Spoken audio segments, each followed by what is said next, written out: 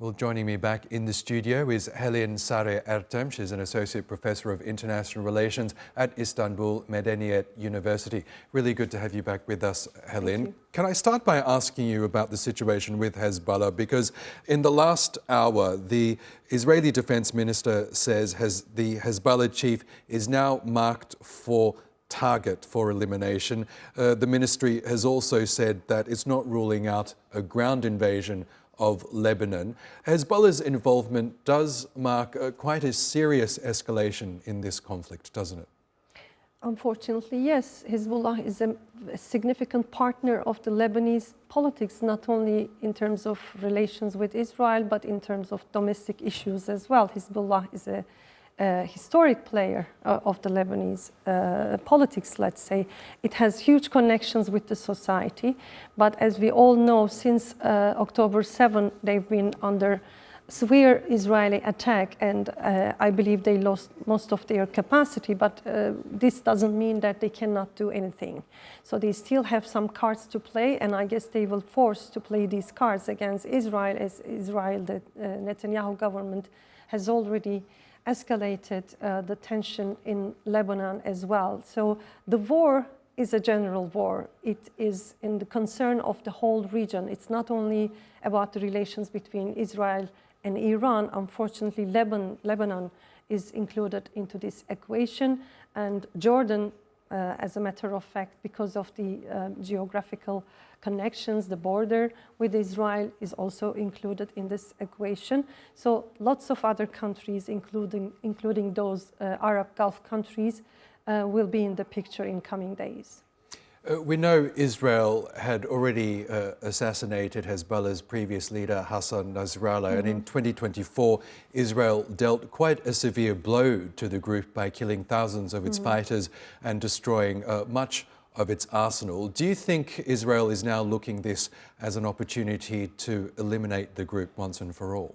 Well, for sure, Israel is looking for an opportunity to eliminate all the Hezbollah forces inside Lebanese borders. So we know that, especially regarding the new regime in Syria, the first action that the Israeli government took after the new regime had been to at least to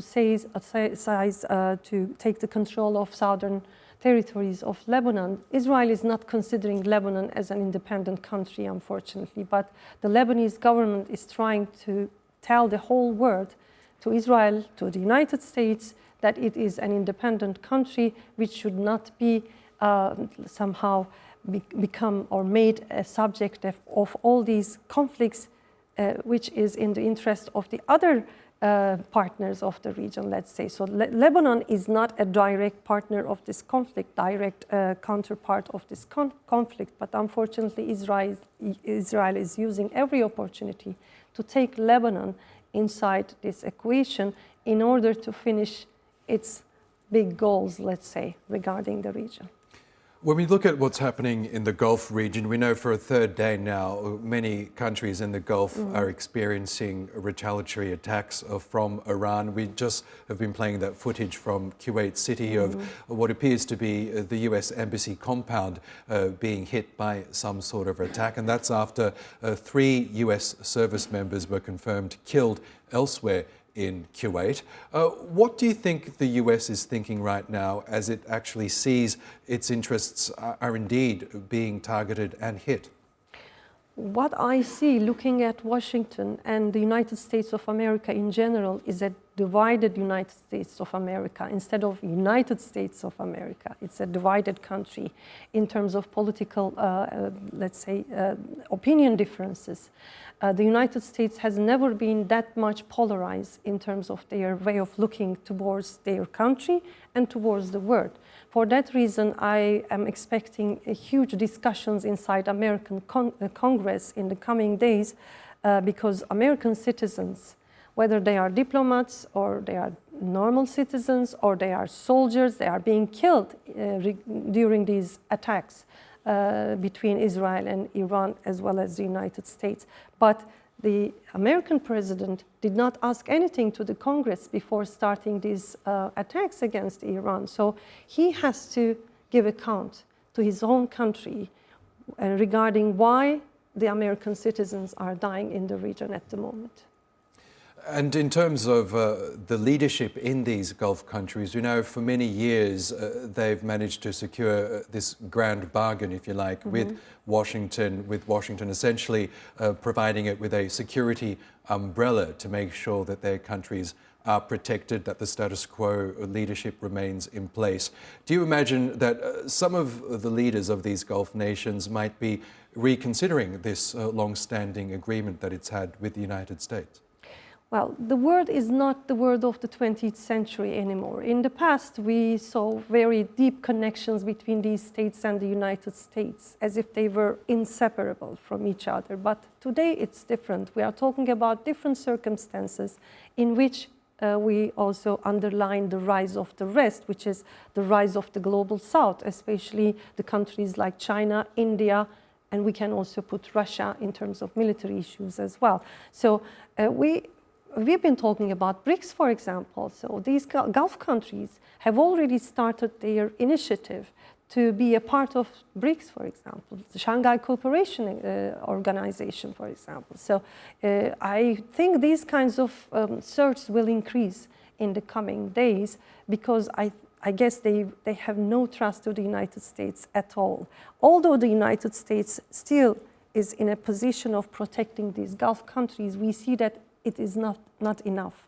The direct threat is against these countries, not against the United States of America.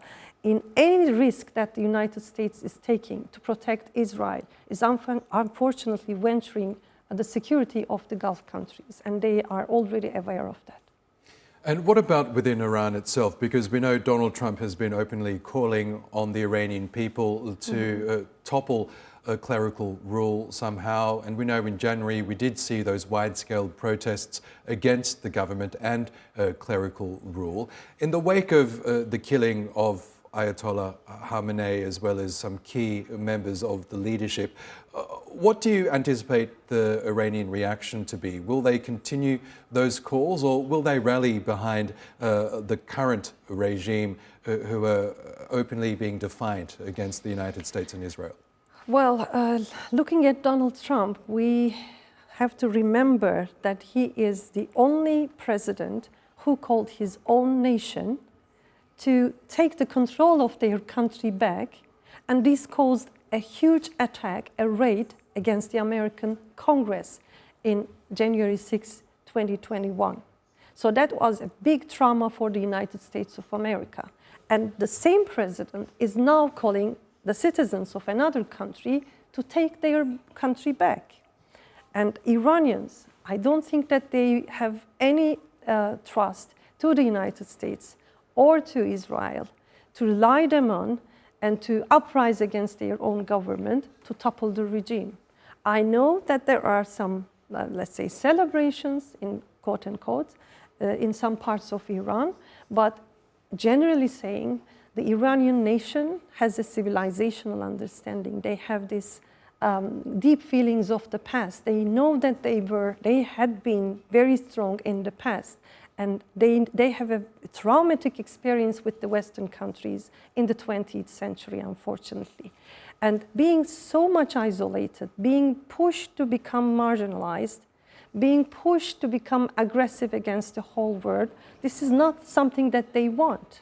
But at the same time, that doesn't mean that they will uprise against their own government and topple the regime or find this attack of Israel and the United States as an opportunity to get rid of their current government. When we look at Turkey, the Turkish President Recep Tayyip Erdogan has called for stability to return to the region. We know in the past Ankara has sought to play a mediating role in various conflicts. What role could Ankara play in this situation, given the fact that it is currently in a unique position of being close with the West? It is a NATO ally, it hosts a US military base, but it also fosters relations with many countries in the region, including Iran. I guess the strength of Turkey is coming from these characteristics. It has connections, deep connections with the regional countries, such as Iran, and with the global powers, such as Russia and the United States of America. And also, as you underlined, it's a member of NATO, of the NATO alliance, and it is a very strong military of the NATO alliance, let's say. But this is giving Turkey a unique characteristics in which it can show its full potential, use its full potential to mediate in between these countries, especially the countries that are in war against each other, to tell them that we all have to gain from stability, not from conflict, not from war, not from clashes. Turkey in the last couple of years especially invested too much in peace projects, trade projects. We are talking about building new trade routes in the region, in the Middle East especially. And without peace, how can we manage that?